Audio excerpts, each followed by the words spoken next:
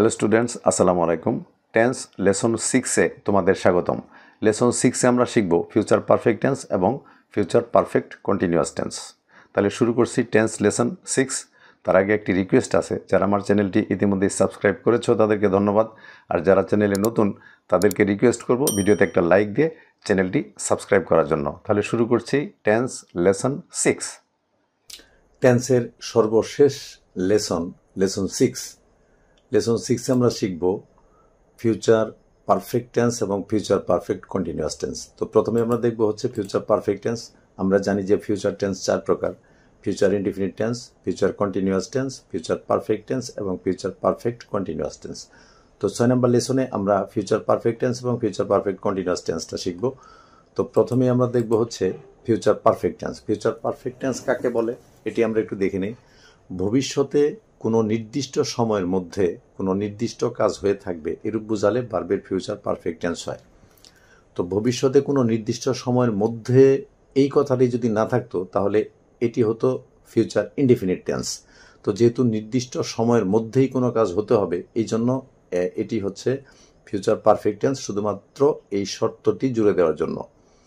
ভবিষ্যতে অন্য কোনো একটি কাজের সময় বা কোনো একটা নির্দিষ্ট সময়ের মধ্যেই যেই কাজটি সম্পন্ন হবে সেটি হবে ফিউচার পারফেক্ট টেন্স। আমরা ফিউচার পারফেক্ট টেন্সের স্ট্রাকচারটা একটু দেখে নিই।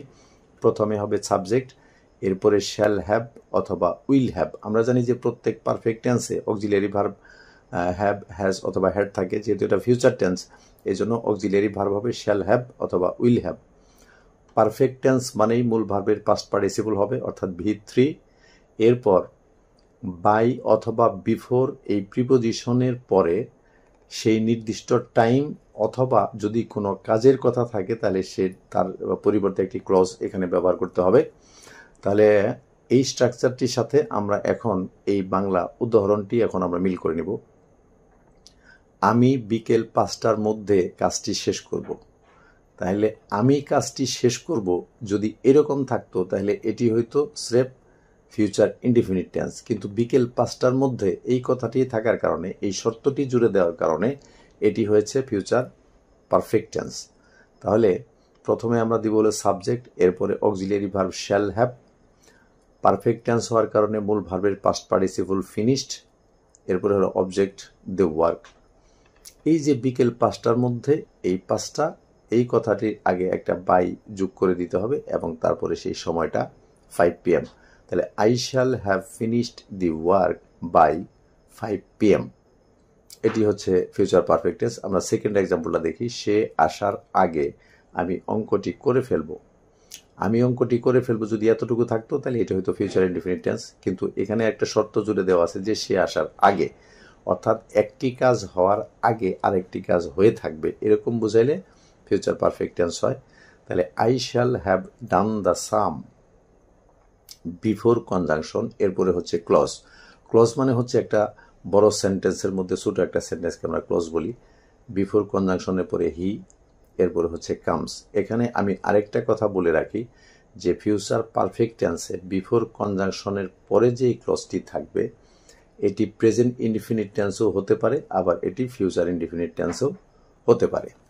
তো এবার আমরা দেখব হচ্ছে ফিউচার পারফেক্ট কন্টিনিউয়াস। এখানেও কন্টিনিউয়াস কথাটি আছে এবং কন্টিনিউয়াস থাকার কারণে ভবিষ্যতের কাজটি চলমান বোঝাবে।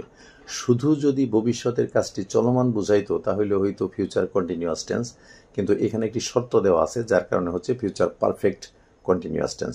শর্তটি হচ্ছে ভবিষ্যতে কোনো একটি কাজ আরম্ভ হবে কিন্তু তার আগে অন্য একটি কাজ হইতে থাকবে, অর্থাৎ একটি কাজের আগে আরেকটি কাজ হইতে থাকবে, চলতে থাকবে, করতে থাকবে, এরূপ বুঝাইলে ভার্বের ফিউচার পারফেক্ট কন্টিনিউয়াস টেন্স হয়। স্ট্রাকচারটা হচ্ছে সাবজেক্টের পরে শ্যাল হ্যাভ বিন অথবা উইল হ্যাভ বিন, এরপরে মূল ভার্ব, যেহেতু এটা কন্টিনিউয়াস তাই মূল ভার্বের সাথে আইএনজি। বিফোর কনজাংশনের পরে একটি ক্লজ হবে যেই কাজটি আরম্ভ হওয়ার আগে অন্য কাজটি হতে থাকবে। তাহলে আমরা এক্সাম্পলটা দেখি। সে আসার আগে আমি ভাত খাইতে থাকবো।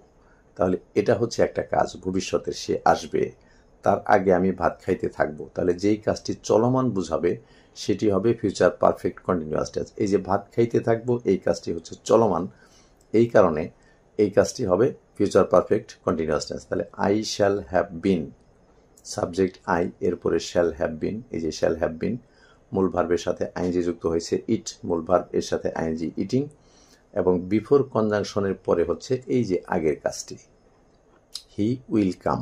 বিফোর কনজাংশনের পরে এই ক্লজটি ফিউচার ইনডিফিনিট টেন্সও হতে পারে, আবার প্রেজেন্ট বা ইনডিফিনিট টেন্সও হতে পারে। তাহলে সে আসার আগে আমি ভাত খাইতে থাকবো, এই বাংলা বাক্যের ট্রান্সলেশনটি হবে I shall have been eating rice before he will come. Second এক্সাম্পলটা আমরা দেখি, তারা আসার আগে তুমি পড়তে থাকবে। এখানে একটা কাজ হচ্ছে তারা আসবে, আর হলো তুমি পড়তে থাকবে। তুমি পড়তে থাকবে এই কাজটি চলমান, এটি হবে ফিউচার পারফেক্ট কন্টিনিউয়াস। তাহলে এই অংশটুকুর ট্রান্সলেশন হবে you will have been reading, প্রথমে সাবজেক্ট এরপরে উইল হ্যাভ বিন মূল ভার্ব রিড এর সাথে আইএনজি যুক্ত হয়েছে, you will have been reading, conjunction before, এবং দে উইল কাম, দে হচ্ছে আগের কাজের সেই সাবজেক্ট, এরপরে future indefinite tense will come, এটা প্রেজেন্ট ইনডিফিনিট টেন্সও লেখা যাবে। এই হচ্ছে মোটামুটি ফিউচার পারফেক্ট কন্টিনিউয়াস টেন্সের সংজ্ঞা, গঠন এবং ট্রান্সলেশন। এক্সাম্পল, এবার আমরা দেখব যে একটি এক্সারসাইজ রয়েছে তোমাদের জন্য, 5টা বাংলা বাক্য, এই 5টা বাংলা বাক্যের ইংরেজি করতে হবে, ট্রান্সলেশন। এই এক্সারসাইজটি তোমাদের করতে হবে এবং কমেন্টে জানিয়ে দিতে হবে। কোনো সমস্যা হলেও কমেন্টে জানাতে পারবে, কোনো পরামর্শ থাকলেও কমেন্টে জানাতে পারবে। ভিডিওটি দেখার জন্য ধন্যবাদ, ভালো থেকো সবাই।